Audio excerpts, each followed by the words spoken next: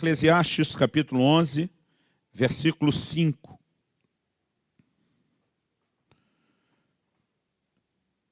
O texto sagrado diz: assim como tu não sabes qual o caminho do vento, nem como se formam os ossos no ventre da mulher grávida, assim também não sabes as obras de Deus, que faz todas as coisas. Você pode repetir isso comigo?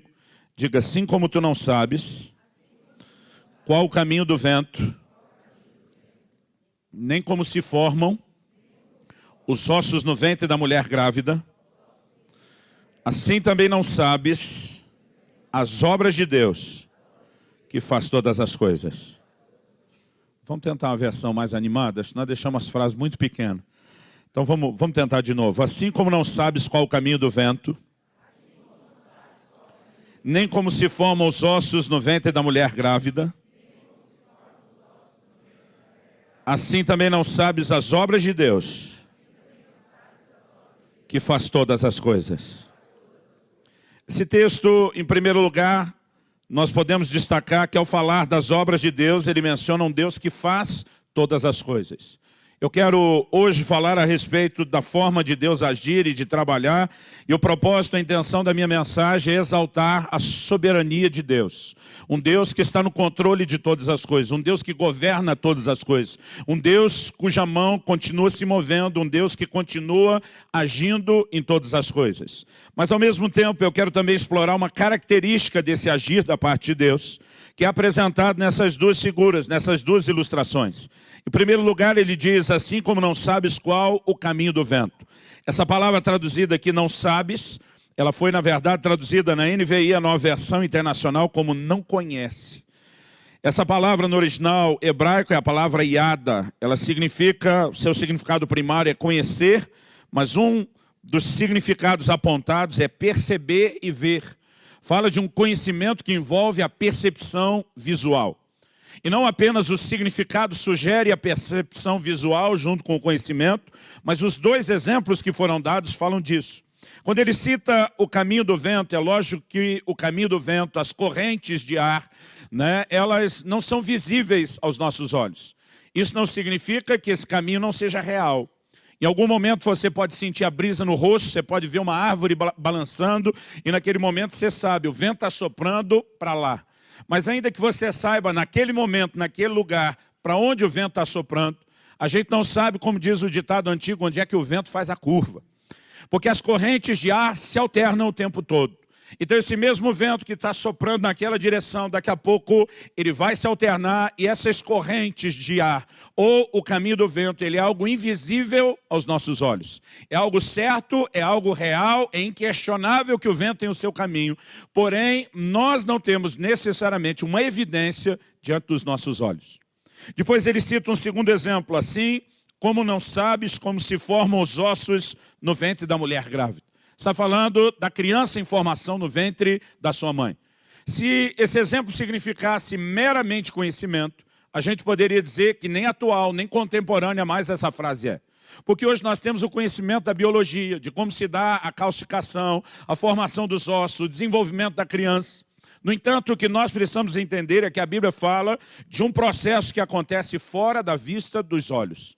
Ainda que a gente possa ter a evidência mês após mês, da barriga daquela mamãe que vai se desenvolvendo, vai aumentando de acordo com o desenvolvimento da criança. Ainda que a gente saiba que algo está acontecendo, os detalhes do processo acontecem fora da vista dos olhos. Então, de novo, ele está falando de algo que é certo, de algo que é inquestionável, no entanto, não pode ser fiscalizado pela vista dos olhos.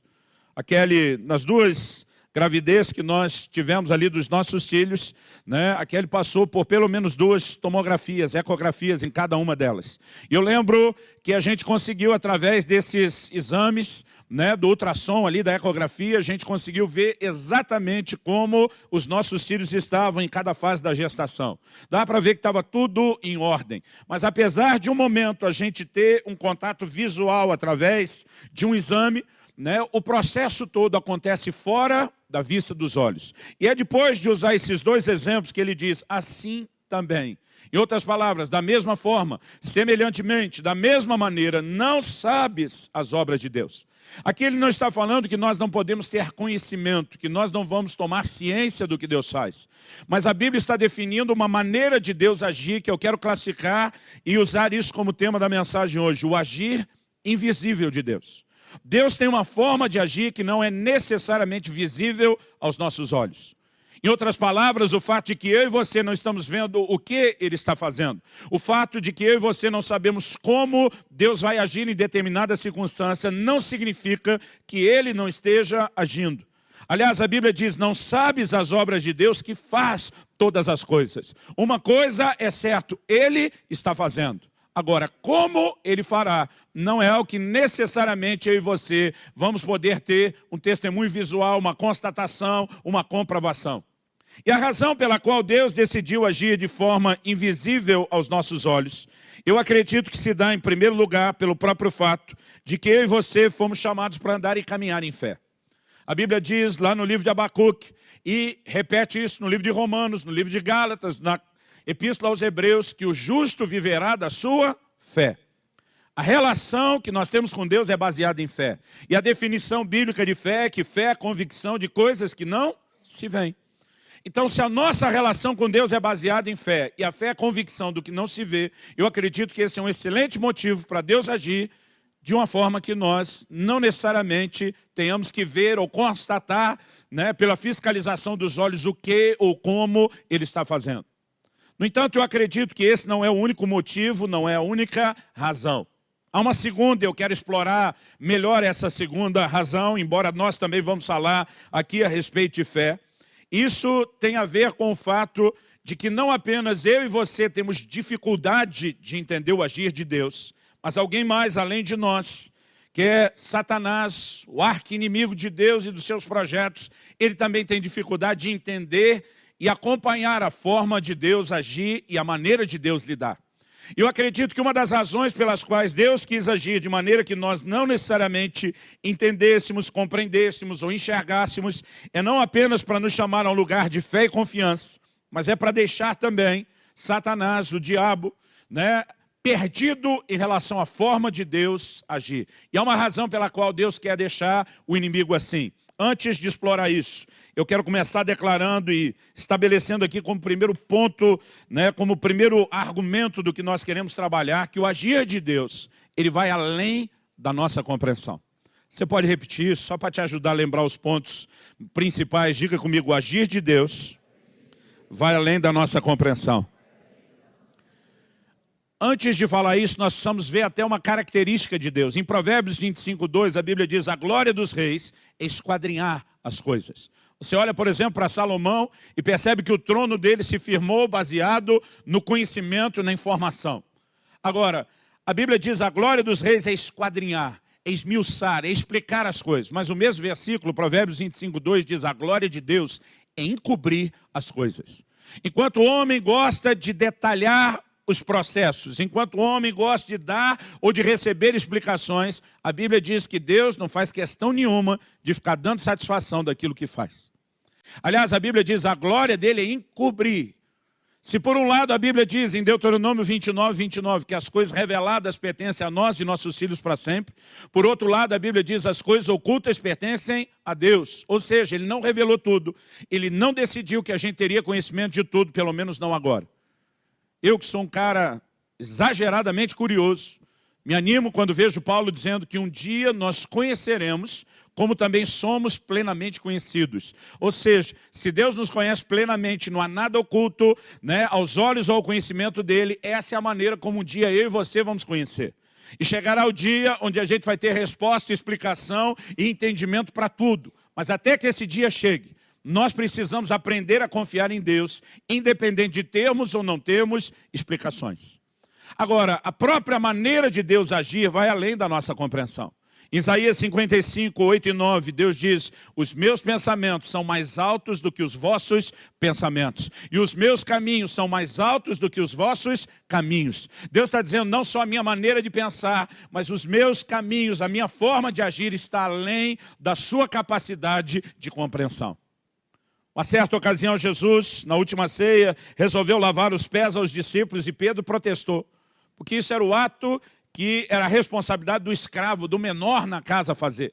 Ele não consegue imaginar Jesus na posição em que está lavando seus pés. E ele diz para Jesus, de modo nenhum o Senhor vai fazer isso comigo.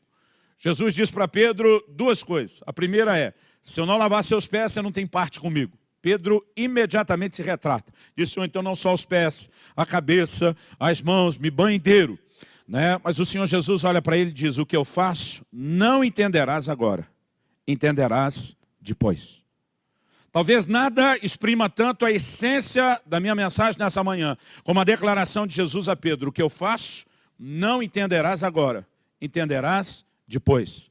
Haverá um dia de compreensão, haverá um dia de explicação, haverá um dia de clareza para mim e para você, mas até que esse dia chegue, nós precisamos entender que Deus não acidentalmente, mas intencionalmente está nos chamando a confiar que Ele continua tendo bom senso, que Ele continua sendo o Deus soberano, independente da gente entender as circunstâncias ou não.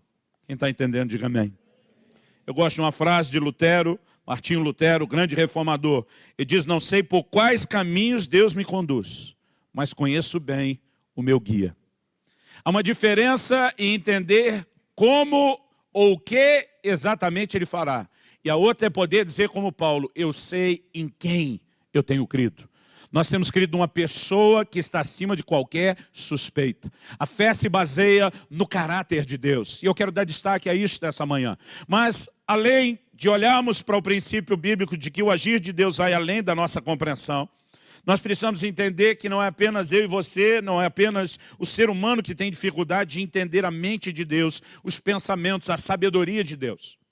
No Evangelho de Mateus, no capítulo 16, o Senhor Jesus está conversando com os seus discípulos e nós vemos dois momentos, um onde Pedro dá uma bola dentro e outro onde dá uma bola fora. Nos dois, Jesus reconhece que Pedro não falou de si, mas debaixo de uma inspiração do mundo espiritual. Na primeira, Jesus diz, Pedro, não foi carne e sangue quem te revelou, mas meu Pai que está no céu. Ele está dizendo, essa bola dentro foi o sussurro do Espírito Santo, a inspiração de Deus em você. Mas no segundo momento que Pedro dá uma bola fora, Jesus trata novamente não apenas como se fosse Pedro sozinho falando de si mesmo. Jesus diz, para trás de mim, Satanás. Mateus 16, 23. Ele diz, porque não cogitas, a palavra cogita significa não pensas, nas coisas que são de Deus, e sim nas que são dos homens. Então aqui nós precisamos entender algo importante. Se definitivamente a forma de pensar de Deus está acima da forma de pensar e de raciocinar do ser humano, a ponto a gente não conseguir acompanhar Deus. Em 1 Coríntios 2,14 a Bíblia diz, o homem natural, psíquico, entrega ao seu psique a sua razão, não entende as coisas do Espírito porque para ele são loucura. Então nós não conseguimos acompanhar a mente de Deus, é um fato. Por outro lado, a Bíblia está dizendo que Satanás, ele também tem uma forma de pensar parecida com a do homem. Ainda que a sua mente seja mais elevada do que a nossa. A Bíblia diz que o homem foi criado um pouco menor do que os anjos. E Satanás é nada mais, nada menos do que um anjo caído. A nossa posição é inferior a deles. A mentalidade, a inteligência, a sagacidade de Satanás, né? Como um anjo está além do nível que a minha e a sua mente consegue alcançar. A Bíblia diz que por ocasião da queda a sua sabedoria se corrompeu. Não diz que ele perdeu ela. Diz que ela se corrompeu para o mal. Mas a Bíblia continua destacando a sua astúcia, a sua sagacidade. Agora, apesar de uma mente superior, ele tem uma maneira de processar igual a nossa.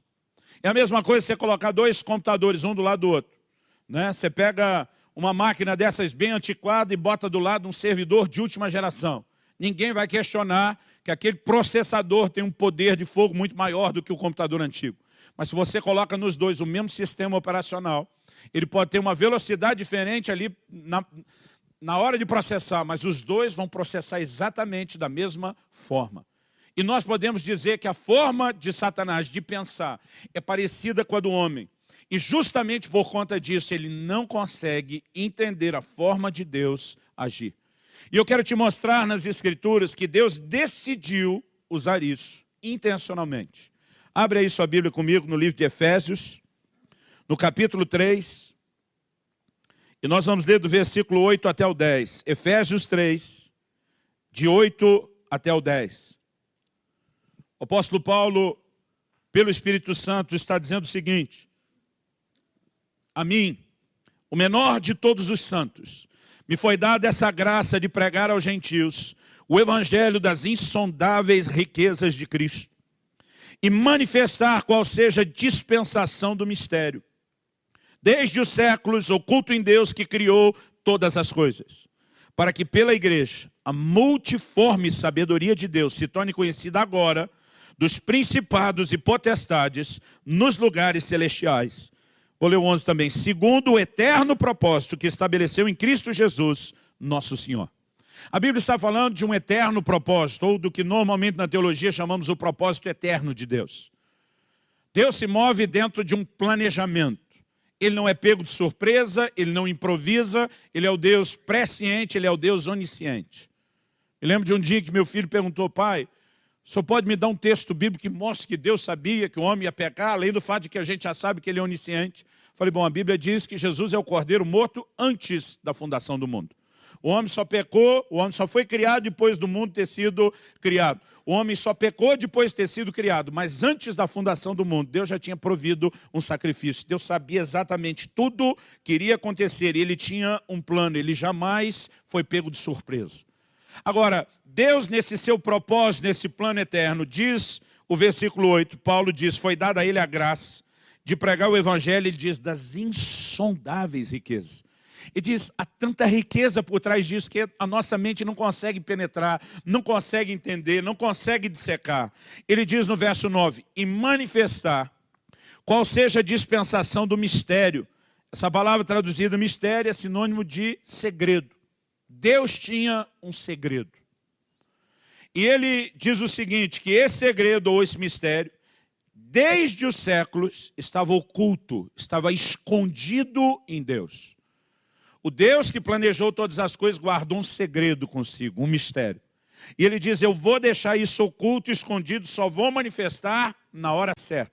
E é no versículo 10 que ele diz, para que agora, pela igreja, nesse tempo, aquilo que antes ficou guardado e escondido, possa ser manifestado. Ele diz, para que agora, a multiforme sabedoria de Deus. Essa expressão fala que a sabedoria de Deus tem muitas formas. Irmão, deixa eu te dizer algo, você não pode botar Deus dentro de uma caixinha. Deus é muito maior do que isso. A sua sabedoria é infinita. Ela é chamada na Bíblia de multiforme. E a Bíblia diz que esse Deus de multiforme sabedoria, pela igreja, decidiu tornar conhecida dos principados e potestades nas regiões celestiais. É a maneira como a Bíblia se refere ao reino das trevas, ao exército do mal e de Satanás. E a Bíblia diz que pela igreja, Deus decidiu jogar na cara dos principados e potestades sua multiforme sabedoria. Como nós entendemos isso? Os capítulos 1 e 2 de Efésios são talvez dos capítulos mais profundos da Bíblia. Paulo está falando justamente dessa surpresa. Fica feio aplicar isso para Deus, fica um tanto até vulgar, mas só para você entender melhor, Deus tinha uma carta na manga.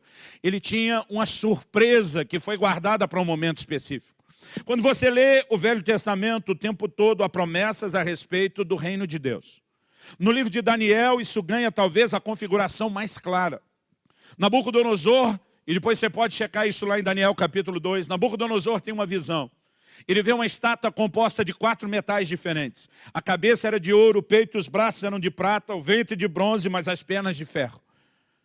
E Daniel, ele não só diz ao rei Nabucodonosor o que foi que ele sonhou, mas ele dá o significado da visão e diz, tu, ó rei, é a cabeça de ouro, mas depois de ti virá um reino inferior ao teu. Ele está dizendo que cada mudança de metal seria uma mudança de reino. Quem foi Babilônia? Babilônia foi, e não precisamos olhar só para a Bíblia, a história é clara sobre isso, foi o primeiro império de proporção mundial. Nunca antes de Babilônia alguém dominou a terra. Babilônia foi o primeiro império a dominar o mundo dos seus dias. Mas Deus estava dizendo ao rei Nabucodonosor, Babilônia não vai permanecer no governo. Vocês serão substituídos por um segundo império. E o livro de Daniel já mostra que foram os medo-persas que assumiram o controle depois da Babilônia. Mas Deus estava dizendo, haverá ainda um terceiro império. E na sequência vem a Grécia de Alexandre o Grande, o terceiro império a dominar o mundo dos seus dias. Mas Deus estava dizendo, ainda haverá uma quarta mudança de metal, ou seja, um quarto império, que nós sabemos foi o Império Romano. A Bíblia diz que uma pedra era cortada sem auxílio de mãos e atingia a estátua onde? Nos pés. Essa pedra cortada sem auxílio de mãos fala de algo divino, que não tem nada de humano. Na verdade, a pedra é algo recorrentemente usado para falar de Jesus como Messias. A pedra que os edificadores rejeitaram, a pedra de esquina, a pedra angular. E essa pedra vem e atinge a estátua nos pés. O que é que Deus estava falando profeticamente, simbolicamente? O Messias virá nos dias do quarto império mundial. E quando ele vier, a Bíblia diz que essa pedra atingiu a estátua nos pés e esmiuçou a estátua toda. Deus estava dizendo, quando ele vier, ele vai colocar fim ao reino dos homens. E a Bíblia diz que essa pedra foi crescendo e se tornou uma montanha que encheu toda a terra. Deus estava dizendo, eu vou deixar essa brincadeira do homem governar a terra, durar 4 impérios, depois eu boto isso no chão e eu vou estabelecer o meu próprio reino. Agora, vamos pensar, e aí faz mais sentido a mensagem de Jesus. Jesus aparece nos dias do quarto império, o Império Romano. E ele diz, o tempo está cumprido e é chegado o reino de Deus. O que é que o povo estava esperando, irmão? A maioria das pessoas não estava esperando um reino espiritual.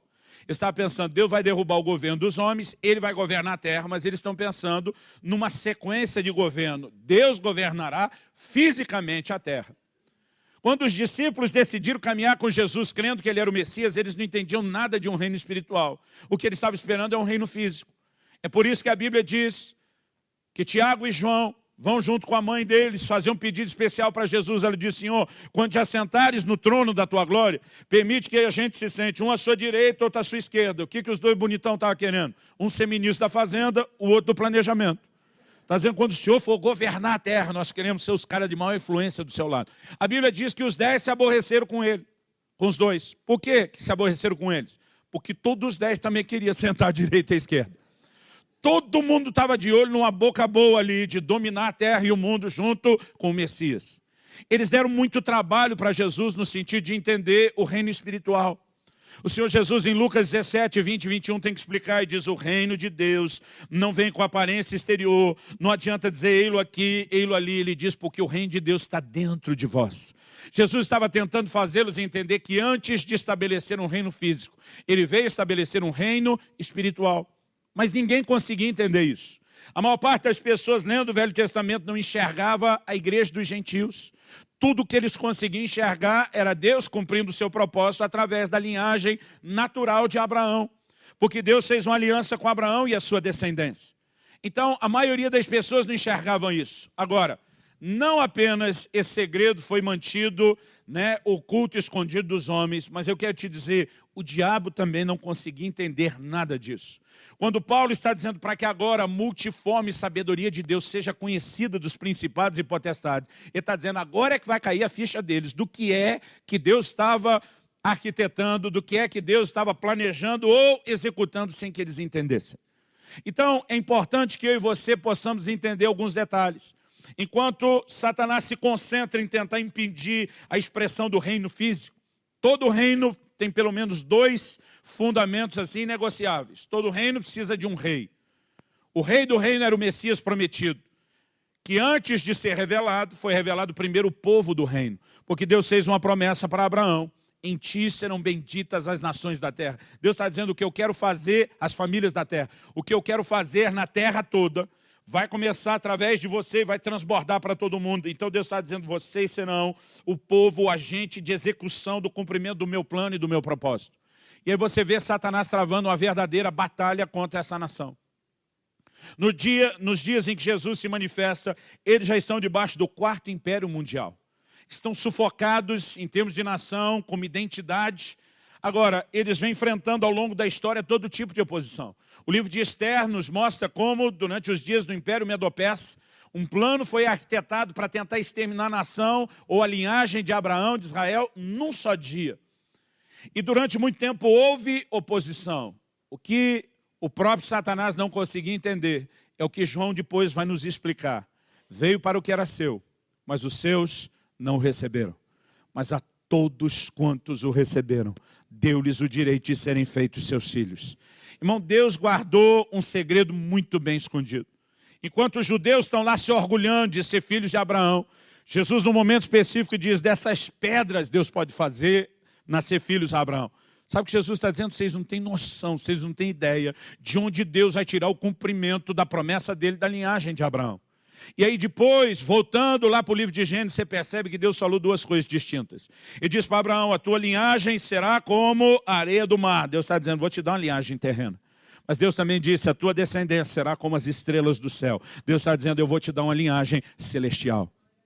Escrevendo aos Romanos e principalmente aos Gálatas, Paulo explica que os que são da fé é que são filhos de Abraão. Na carta aos Romanos, capítulo 2, versos 28 e 29, ele diz que judeu não é aquele que é exteriormente. Circuncisão não é aquela que é na carne, mas sim no coração. Então isso não podia ser entendido. Enquanto os próprios judeus acreditavam que o reino de Deus seria estabelecido pela linhagem natural de Abraão, o reino das trevas pensava a mesma coisa. E Deus, na verdade, traz uma surpresa enorme disso. Por exemplo, como se esperava que Jesus iria estabelecer um reino físico?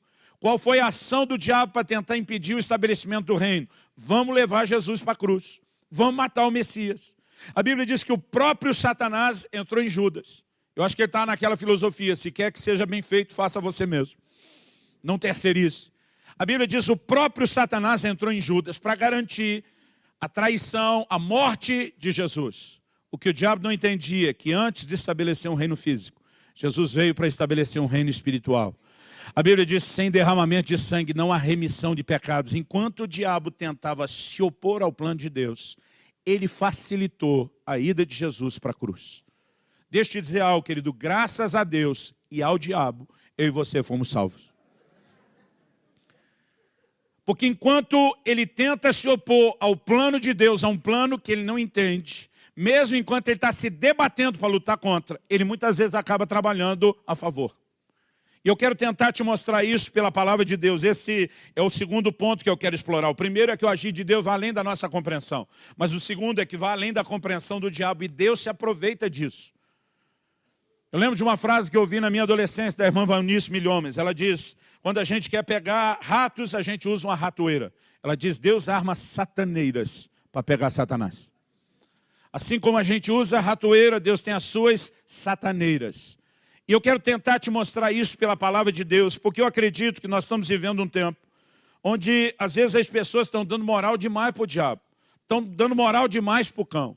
Eu acredito que é hora da igreja voltar a falar da grandeza de Deus, da soberania de Deus, da providência de Deus, do controle de Deus. E eu quero te dizer, querido, que o diabo não é tudo o que parece que é. Uma boa ilustração é dizer que ele é como um cachorro na coleira. Ele só vai até onde o tamanho da corrente permite. Aliás, Lutero, ele fez a seguinte declaração, o diabo é o diabo de Deus. Ele com isso não está tentando de forma alguma dizer que os dois formaram uma parceria, mas que o diabo não é páreo para se opor aos planos de Deus. Que mesmo tentando lutar contra Deus, ele está debaixo de controle, ele não está fora de controle, ele está confinado a determinados limites. E deixa eu te dizer algo, querido, quando chegar a hora de tirar o diabo de circulação, o livro de Apocalipse diz lá no capítulo 20, o apóstolo João diz, então vi descer do céu um anjo. Ele não fala de Miguel com todas as suas hostes e com todos os seus exércitos. Ele diz um anjo. Na hora certa, um anjo será suficiente para tirar o diabo de circulação. Eu quero te dizer, querido, o diabo pode ter lá o seu poder, mas aquele que está em nós ainda é maior do que aquele que está no mundo. Nenhum de nós tem que deitar no chão e fingir de morto quando ele estiver passando por perto. Nenhum de nós tem que temer a sua força ou o seu poder. Eu vejo uns crentes que estão dando força e poder demais ao diabo. O que nós precisamos entender é que Deus, na sua soberania, decidiu explorar essa ignorância do diabo em relação a entender o seu plano e ao seu propósito. Então Paulo está dizendo que quando a igreja, e aqui ele está falando da igreja dos gentios, foi levantada, Deus jogou na cara do diabo sua multiforme sabedoria. A gente tem um ditado para indicar esperteza, conhecido aí no Brasil todo. Né? A nova geração já não usa tanto. Da minha para trás usava mais. A gente costumava dizer para indicar esperteza, enquanto você está indo, eu já estou voltando. A gente poderia dizer que enquanto o diabo está indo, Deus já foi e voltou eternas vezes. Ele não é páreo para Deus. Agora, algo que eu e você precisamos entender, não é que apenas na tentativa de impedir a vinda do Messias, ele contribui para o plano de salvação. Não é apenas que o diabo tentando se opor a Israel não percebeu Deus levantando a igreja dos gentios. Mas depois que ele percebe que o povo que estabeleceu o reino era não necessariamente o Israel segundo a carne, mas o que o Novo Testamento chama do Israel de Deus. Está falando dessa linhagem espiritual. Aí ele vira o canhão de perseguição contra a igreja. Atos capítulo 8, versículo 1 diz que uma grande perseguição se levantou contra a igreja. Pode ter certeza que isso era oposição do inferno ao estabelecimento do reino de Deus, à proclamação do evangelho. Mas sabe o que é curioso? É que quando isso aconteceu, mais uma vez o diabo acabou trabalhando para Deus. Mais uma vez ele acabou caindo numa sataneira. Em Atos 1,8, Jesus diz para os seus apóstolos: recebereis poder ao descer sobre vós o Espírito Santo, sereis minhas testemunhas, e diz tanto em Jerusalém, como Judeia, Samaria e até os confins da terra. Irmão, um avivamento varre Jerusalém, começa a transbordar para a Judeia, mas nunca transbordou além disso. Mesmo a turma da Judeia era aqueles que corriam para Jerusalém, que eram os mais abençoados. Eles não cumpriram a ordem de Jesus de levar aquilo além dos seus tempos. Mas Atos capítulo 8, versículo 1, diz que veio essa grande perseguição.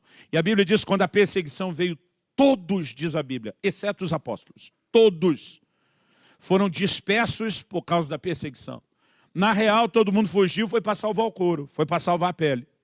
Mas a Bíblia diz que agora, enquanto a crentaiada está fugindo da perseguição, eles não saíram com outra intenção. A Bíblia diz, por onde eles vão passando, eles começam a anunciar o evangelho. E agora o evangelho começa a se espalhar para Samaria e além, de Samaria, em lugares onde eles não tinham entrado. Resumindo, o diabo se tornou o primeiro agente missionário da história da igreja. Quando ele tentou abafar e reprimir a igreja, ele conseguiu com essa espalhar o evangelho. O que é que eu e você podemos e precisamos enxergar nisso? Há um Deus no controle de todas as coisas. Há um inimigo que não é páreo para fazer frente de oposição real ao plano e ao propósito de Deus. E nós precisamos confiar num Deus que está no controle. Porque talvez é só com essa perspectiva que você vai entender uma outra verdade bíblica. Eu gosto de chamá-la de permissões divinas para ações satânicas. Do que se trata? Quando você lê o livro de Jó, irmão, e pensa num livro que eu não gostava de ler na Bíblia. Dizem os historiadores que Lutero queria tirar um livro da Bíblia, era o livro de Tiago. Porque ele vem trazendo como reformador a mensagem de que a salvação é pela fé e não pelas obras. E quando ele esbarrava lá no livro de Tiago, Tiago diz, me mostra a sua fé que eu te mostro minhas obras. Ele não gostava nada daquilo. Eu já tive vontade de tirar um livro da Bíblia. Não era o de Tiago, era o livro de Jó. Porque, irmão, pensa numa coisa que me deixava desconfortável. Era Deus ter permitido o diabo fazer algo contra Jó. Lá dentro de mim eu pensava, não, Deus, você não pode fazer isso. O Senhor é Deus, o Senhor ganha para proteger a gente. O seu trabalho é esse. O Senhor não pode fazer isso. Irmão, eu tentei me associar a todo tipo de explicação que encontrei que culpasse o Jó, para tentar salvar Deus no final das contas. Porque eu dizia, se Jó for o culpado, nós inocentamos Deus na história. Então, eu comecei a argumentar junto com outros, aumentar algumas coisas, dizendo, não, o problema de Jó foi o medo. Em Jó 3,25 ele diz, o que eu temia me sobreveio, o que eu receava me aconteceu. E deixa eu te dizer, irmão, o medo não é coisa boa, não. Eu gosto de dizer que o medo é uma fé ao contrário, ao avesso. É a convicção de algo ruim que vai te acontecer. A gente não deveria dar lugar ao medo na nossa vida. Eu ficava, não, Jó tinha medo do seu filho pecar. Depois do banquete, ele nem sabia se pecou, já ia fazer sacrifício. Jó abriu a porta do medo. Foi assim que o diabo entrou. Mas um dia uma pessoa muito querida chegou para mim e falou, pastor, me ajude a entender. Com a sua sabedoria. Ela foi de um jeito que pareceu quem era o entendido da coisa, era eu. Ela falou, eu ouvi essa explicação sua que você deu a respeito de Jó, de como ele deu lugar pelo medo. Ela disse, só o que eu não entendo, e eu queria que você me explicasse, é porque lá em Jó, no capítulo 1, no versículo 10, Deus joga na cara do cão e diz literalmente o seguinte, viste meu servo Jó? Não há homem justo e irrepreensível como ele na terra. Eu queria entender como é que Deus chama o cara de irrepreensível e você encheu ele de culpa a respeito de tudo que aconteceu. Quando ela falou isso, eu já engoli seco. Porque Deus chamar de irrepreensível tem que ter mais peso do que a gente achar que alguém é irrepreensível. Em outras palavras, Deus está dizendo, Jó não fez nada para merecer isso. Jó não é o culpado das coisas que vão acontecer. Aliás, na hora ela falou, pelo contrário, o diabo ainda responde assim, também você abençoou as obras das suas mãos e o cercaste com uma sebe. A palavra sebe significa um muro. Sabe o que o diabo está dizendo para Deus? Você, além de ter abençoado Jó, ainda protegeu ele. O diabo diz, me deixa tocar nele. Ela diz, se o Jó já tivesse dado a permissão, a brecha, como a gente diz na gíria de crente, o diabo tinha que pedir para Deus. Ela diz, imagina hoje que um crente está uma brecha do tamanho do mundo inteiro, mas o diabo não entra. Não, vamos ver se Deus deixa eu entrar pela brecha. Quando a Bíblia diz, não deis lugar ao diabo, irmão, é que se der lugar ele entra e ele não precisa da permissão de Deus. O diabo só pode tocar em alguém com permissão, ou nossa, ou na ausência da nossa, uma permissão soberana de Deus. O que a Bíblia está dizendo é que o diabo vai pedir permissão para Deus, por Deus que chamou Jó de irrepreensível. Em outras palavras, a culpa não é de Jó. A responsabilidade não é de Jó. Quem deu a autorização não foi Jó. E era isso que me deixava agoniado, desesperado, lendo o livro de Jó. No entanto, quer você goste da ideia, quer não, quer a gente entenda, quer não, o que nós temos é uma permissão divina para uma ação satânica. E se fosse só aqui, irmão, a gente brigava e discutia um pouco mais. Mas é algo que você vai encontrando ao longo da Bíblia. Lucas 22, versos 31 e 32. Jesus tem uma conversa com Pedro, no mínimo, como diria o carioca, sinistra. Jesus olha para Pedro e diz, Simão, Simão. Aliás, por 7 vezes na Bíblia, Deus chama o nome de alguém 2 vezes seguido. E todas as 7 vezes tem uma crise.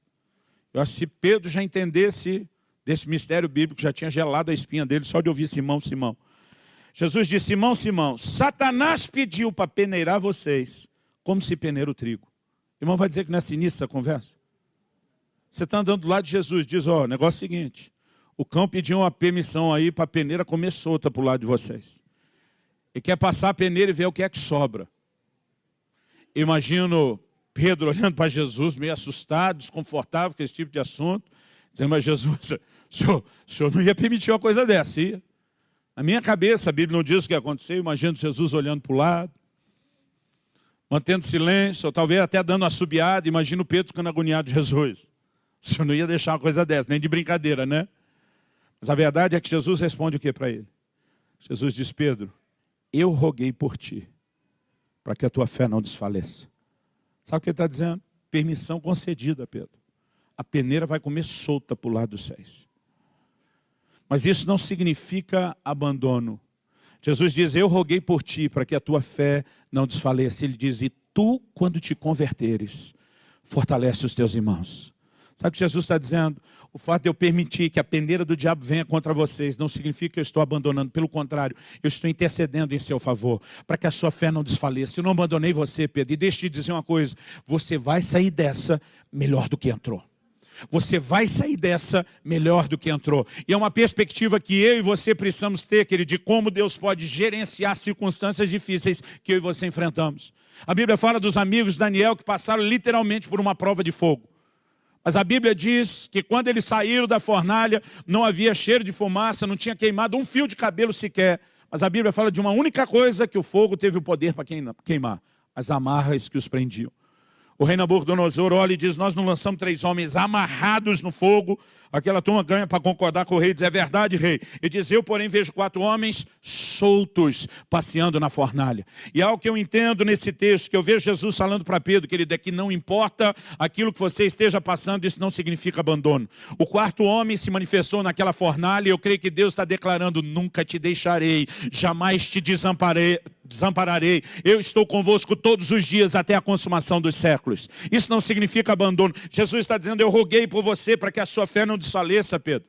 Mas você vai sair dessa melhor do que entrou. Sabe o que Jesus está dizendo? Eu decidi aproveitar um ataque de Satanás contra vocês para torná-los mais fortes, para torná-los melhores, para torná-los capacitados, para além de ter uma fé firme, vocês poderem abençoarem outros de uma forma distinta.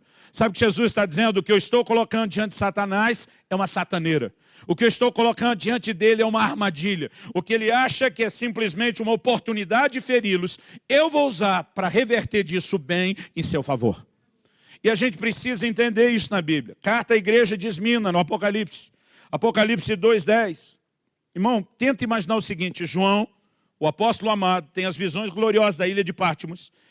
O próprio Jesus envia um anjo. E esse anjo diz para João, você vai escrever carta para 7 igrejas da Ásia. Vamos imaginar que fosse hoje. E o Senhor selecionasse aqui 7 igrejas do Paraná. É o próprio Jesus mandando um recado personalizado para essas igrejas. E vamos imaginar que de alguma forma que a nossa fosse uma das 7 igrejas. E aí chega uma carta escrita pela mão e o punho de um dos 12 apóstolos do Senhor, dizendo: Jesus tem uma mensagem para vocês. E montaria babando na primeira fila para ouvir atentamente cada palavra.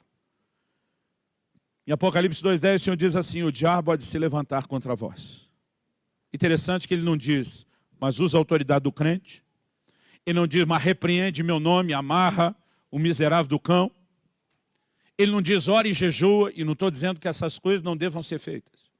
A única coisa que ele diz é, ser fiel até a morte e dar-te a coroa da vida. Jesus está dizendo, o diabo está vindo. Eu estou avisando vocês que ele está vindo. Ele não está fora de controle, mas ele terá permissão de vir contra vocês. Jesus pede uma única coisa, sejam fiéis, segura a onda, aguenta o tranco. Eu não estou abandonando vocês, eu estou avisando vocês de antemão. Permissões divinas para ações satânicas. É lógico que nós não estamos falando da regra. Isso cai muito mais na exceção do que na regra. Mas nós não podemos negar que isso também vai ser encontrado na palavra de Deus. Mas por outro lado, o que eu e você precisamos entender. E esse é o meu terceiro e último ponto aqui. Em primeiro lugar, a gente diz que o agir de Deus vai além da compreensão. Em segundo lugar, nós falamos que o diabo, por ignorância e não por disposição, ele acaba trabalhando para Deus. Mas em terceiro e último lugar, eu quero te lembrar que a Bíblia diz em Romanos 8:29 que todas as coisas, 8:28, todas as coisas cooperam para o bem daqueles que amam a Deus e são chamados segundo o seu propósito. A Bíblia não diz algumas coisas, não diz a maior parte delas, a Bíblia diz todas as coisas cooperam juntamente. Irmão, se tem alguém que pode ter a mania de conspiração, é o crente. Tudo conspira em seu favor. Aleluia. A Bíblia diz, todas as coisas cooperam para o bem dos que amam a Deus e são chamados segundo o seu propósito.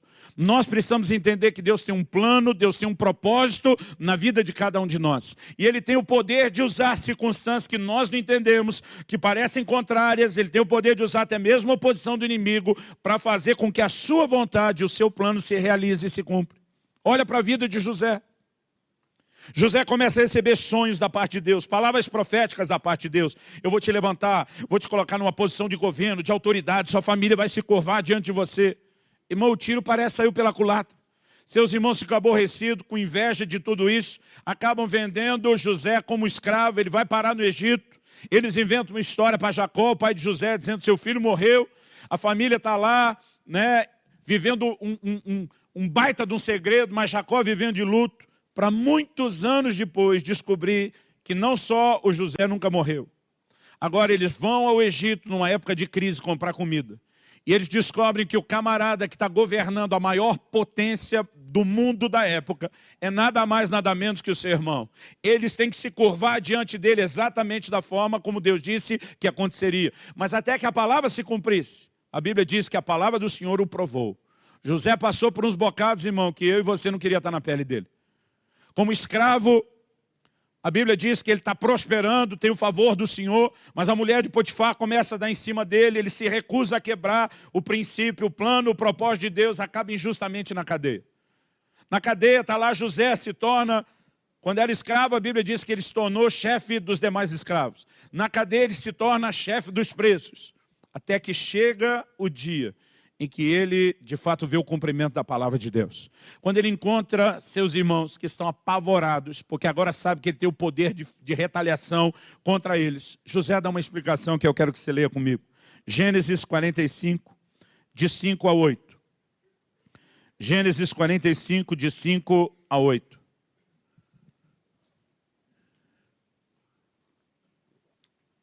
Ele diz, agora, pois, não vos entristeçais, nem vos irriteis contra vós mesmos, por me haveres vendido para aqui. Porque para a conservação da vida, Deus me enviou adiante de vós. Quem que enviou? Deus. Verso 6, porque já houve 2 anos de fome na terra, ainda restam 5 anos, em que não haverá lavoura nem colheita. Deus me enviou adiante de vós. Quem enviou? Para conservar a vossa sucessão na terra e para vos preservar a vida por um grande livramento. Assim não fostes vós que me enviaste para cá, e sim... Por 3 vezes seguida ele afirma, Deus me enviou para cá.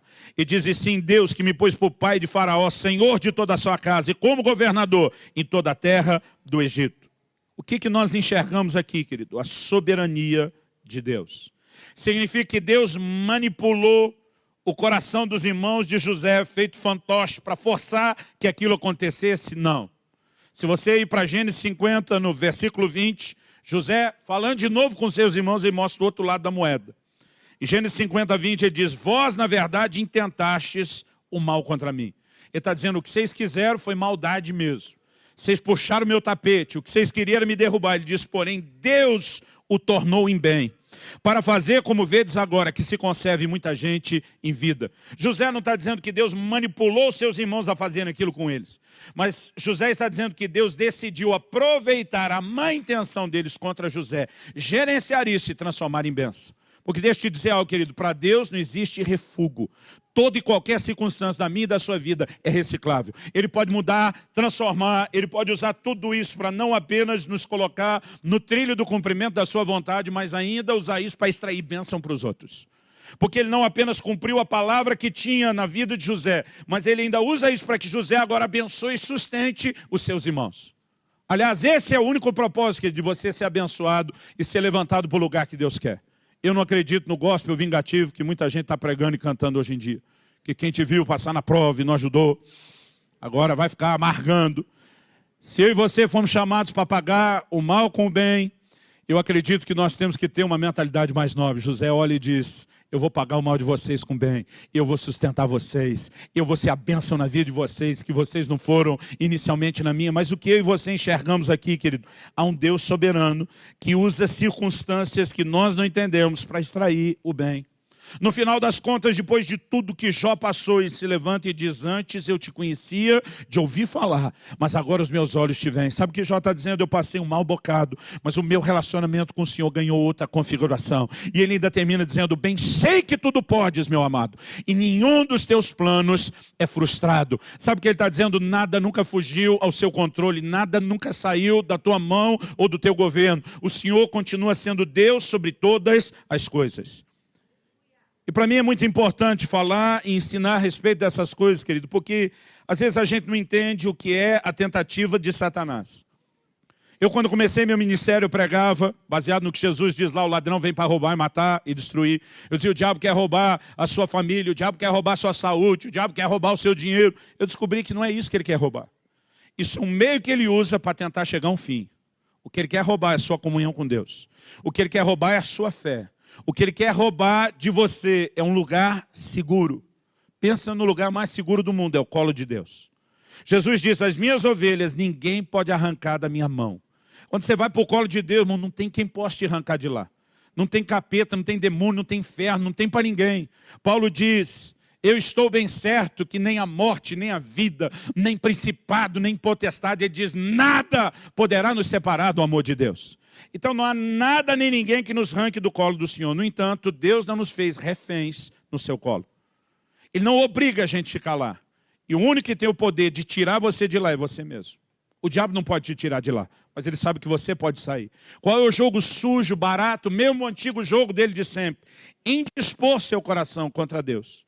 Para que você desça do colo de Deus e seja encontrado nesse lugar onde você acaba sendo ferido e atingido pelo propósito inicial do próprio Satanás. E muitas vezes o que nós não entendemos é que essas circunstâncias contrárias, elas nos refletem uma ideia de abandono de Deus. Uma ideia que eu e você jamais deveríamos aceitar. A Bíblia diz que Deus é fiel, mesmo quando eu e você não somos. A Bíblia fala de um Deus que jamais nos deixará. A Bíblia ainda fala de um Deus que tem o poder de usar essas circunstâncias para trabalhar em nosso favor e não necessariamente contra nós. Eu e você precisamos entender que a fé se apoia no caráter de Deus, num Deus que está acima de qualquer suspeita. Tem muita gente que a maneira dele relacionar com Deus depende das circunstâncias. Quando a vida de Jó começa a desmoronar, a mulher dele vira para ele e diz, amaldiçoe seu Deus e morre. Sabe o que ela está dizendo? Deus é bom e vale a pena enquanto está cuidando da gente, enquanto está dando tudo certo, enquanto ele está dando o que a gente quer. Se o negócio enfeiou, vira sua boca, fala contra ele, morre de uma vez, desista de tudo. E essa tem sido a fé de muita gente. Jó vira e fala para sua mulher o que muito marido já quis falar para a sua. Você fala como uma louca, ele diz. Ele diz, ainda que ele me mate, eu o louvarei. que ele está dizendo? Pode até parecer que ele quer me matar, que ele quer acabar com a minha raça, mas Jó está dizendo lá no fundo, irmão, a fé sabe que Deus está interessado não em me destruir, nem em te destruir. Através do profeta Jeremias, Deus diz, eu é que sei os pensamentos que eu tenho acerca de vós. São planos de bem e não de mal, para vos dar um futuro e uma esperança. Ele está dizendo, quem sabe o que eu penso a seu respeito sou eu, não é você. Ele diz, os meus pensamentos são bons a teu favor. Eu quero o melhor para você, Deus está dizendo, mas qual é o jogo do diabo? Tentar nos indispor contra Deus. Agora a fé sabe que Deus é fiel. Jó consegue declarar ainda que ele me mata, ou que pareça que ele esteja me matando, eu vou louvá-lo. Mas ao mesmo tempo, querido, a fé, ela não desiste.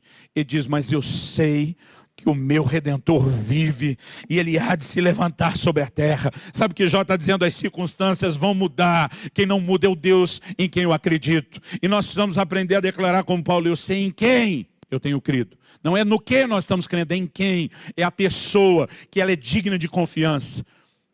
Por favor, diga amém. Agora, quando entendemos isso, querido, o nosso posicionamento muda. E a gente tem que ter uma fé inabalável, mesmo no meio de circunstâncias que nós não entendemos. Porque ensinar essas coisas se tornou importante para mim. Em agosto de 1993, eu tive um acidente de carro que me trouxe muito questionamento. Eu sou vivo só por um milagre. Declaração dos médicos, enfermeiros, que não eram cristãos, não era nem minha. Mas mesmo tendo sobrevivido de uma forma milagrosa, todo mundo dizendo que teu santo é forte, alguém vela por você, aquele linguajar todo de quem, né, não entende a palavra de Deus da mesma forma que a gente. Eu lembro que eu tinha um questionamento enorme. Eu dizia, Deus, por que é que o Senhor permitiu isso? Eu dizia, na verdade, o tempo todo eu dizia para Deus, tenho certeza que isso foi coisa do cão, foi coisa do diabo. Mas eu dizia para Deus, o diabo só pode tocar em alguém com permissão. Falei, ou minha ou sua. Eu dizia para Deus, nós dois sabemos que não fui eu. Eu dizia, por eliminatória só sobrou você. Eu dizia para Deus, eu recorro ao Supremo Tribunal Celestial, eu apelo em última instância. Não fui eu, o Senhor sabe que não fui eu. Apesar que nessa hora você tem que lidar com aquela turma, tipo os amigos de Jó, que eu prefiro chamar de os amigos da onça. É gente que está o tempo todo tentando fazer de você o culpado. Não, mas tem algum pecado oculto. Tem alguma coisa que você não confessou.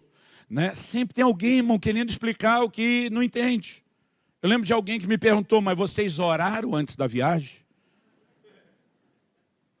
Teve um dia que o irmão falou, tem certeza que não tem pecado? Eu falei, estou quase pecando, é agora. Vou voar no seu pescoço, miserável. Aí o cara me perguntou, vocês oraram antes da viagem? Eu falei, irmão, a gente não orava só antes da viagem, a gente orava a viagem inteira. O dia do meu acidente, a gente está 6 horas orando dentro daquele carro, sem parar. Pensa numa reunião de oração ambulante, irmão. Não estou falando de oração discreta, não, daquelas barulhentas, gritada, né? Eu não agito. Pensa numa reunião de oração. Não foi falta de oração. Não tinha nenhum pecado oculto, escondido. Mas eu dizia, Deus, isso foi coisa do inimigo. Mas eu dizia para Deus, eu quero saber por que é que o Senhor permitiu, porque não fui eu que permiti. Então só sobrou o Senhor. E o pior é que o tempo todo de questionamento, tudo que eu tinha era silêncio. Irmão, pensa numa coisa que me judia o silêncio. Principalmente quando eu quero discutir com alguém. Quando casei, falei para minha esposa, ela é muito dócil, o barraqueiro lá em casa sou eu. Um dia eu falei para ela, se você me ama, briga comigo. Porque às vezes eu queria discutir no sentido de argumentar, ela disse, não, deixa. Eu dizia, deixa não.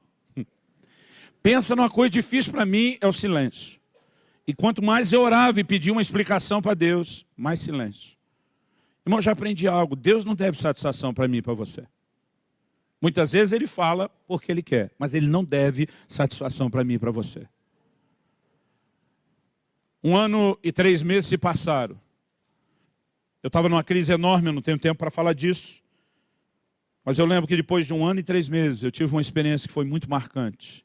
No dia da minha ordenação ao ministério pastoral, até esse acidente, eu estava no ministério só, itinerante, viajando o tempo todo, pregando, servindo muitas igrejas, mas não envolvido na igreja local.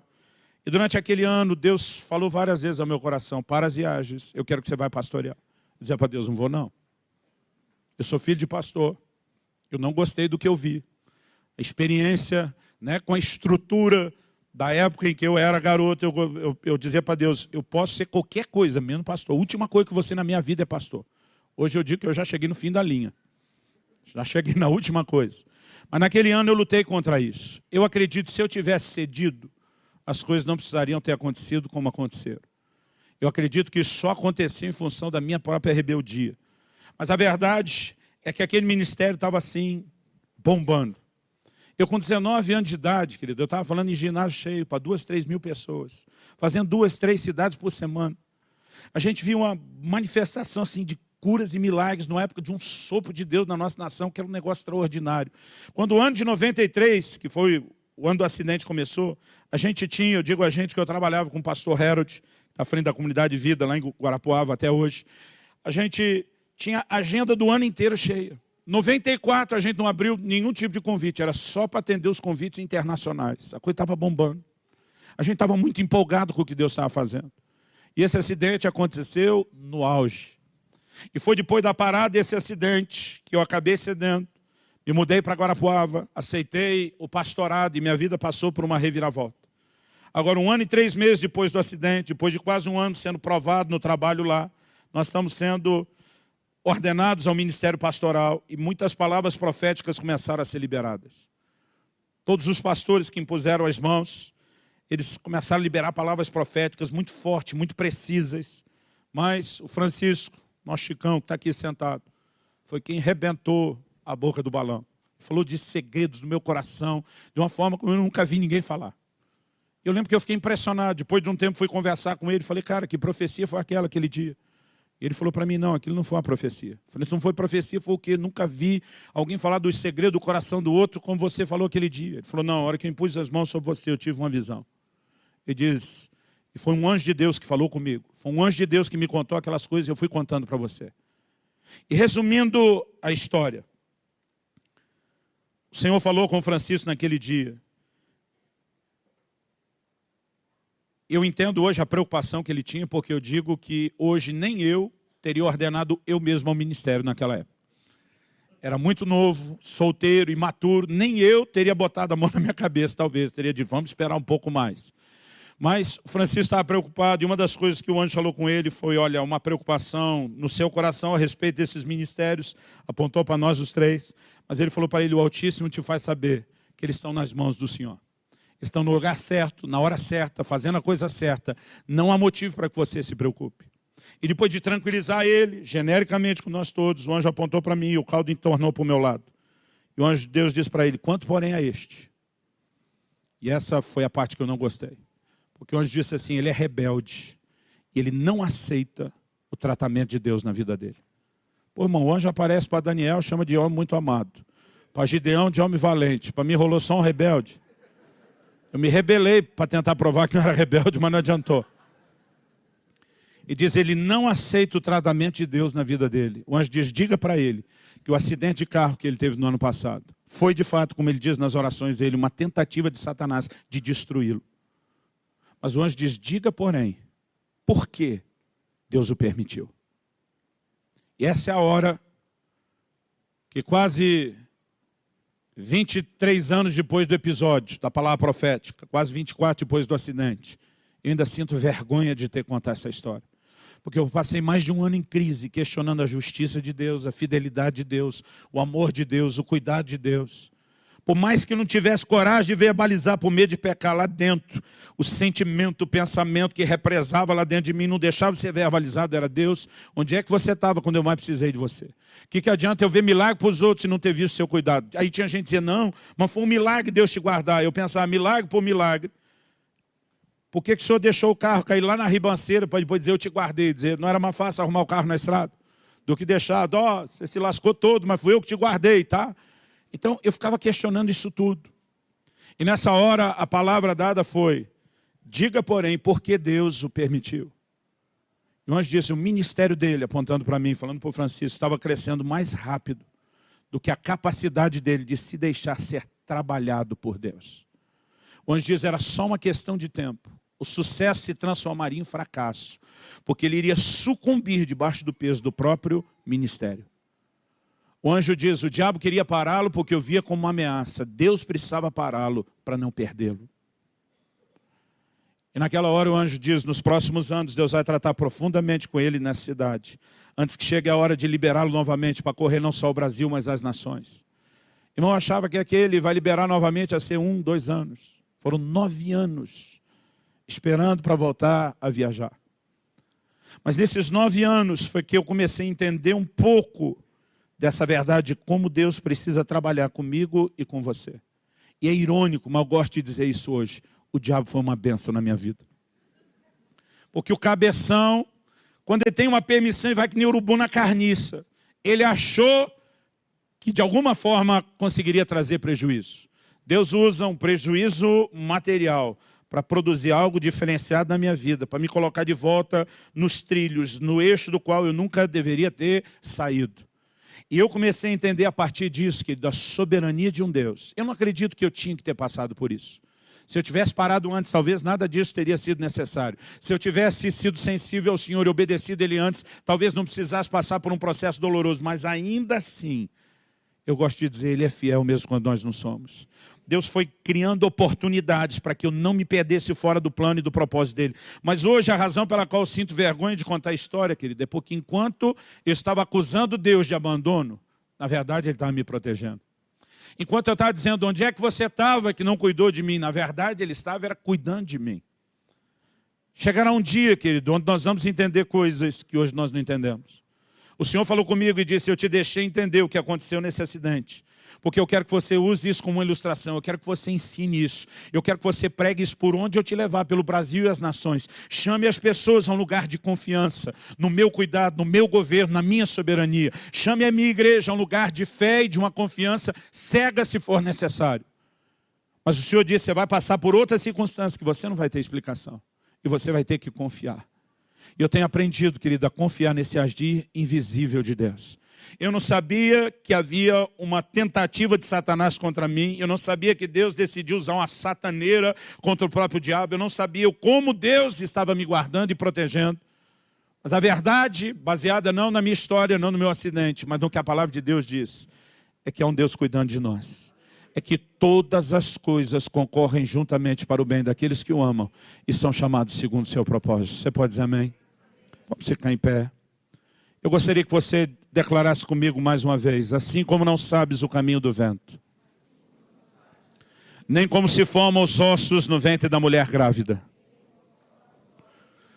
assim também não sabes as obras de Deus, que faz todas as coisas. Olhe para cá um instante. Há um poema que ficou muito conhecido no Brasil, não pelo seu título. Ele, na verdade, ganhou uma espécie de apelido. A gente normalmente se refere a ele como Pegadas na Areia. O seu título original é Hoje Eu Tive um Sonho. A autoria desse poema é atribuída a uma missionária canadense chamada Margaret Powers. E ela descreve algo interessante, uma analogia interessante. Ela descreve a trajetória da sua vida como alguém que anda e trilha pela areia da praia. E ela percebe que atrás de si, enquanto anda, tem não um, mas dois pares de pegada. E ela entende que o segundo par de pegada, embora não veja ninguém, é Deus andando ao seu lado. Mas há um momento onde vem o questionamento. Porque ela diz que ao olhar para trás, ela percebia que nos piores momentos da sua vida, ela enxergava só um e não dois pares de pegada. O que a fazia equivocadamente questionar, Senhor, onde você estava nos momentos que eu mais precisei de você? Mas esse é o momento onde Deus explicava e dizia, minha filha, o par de pegada que sumiu não foi o meu, foi o seu. Nesses momentos eu estava te carregando no colo.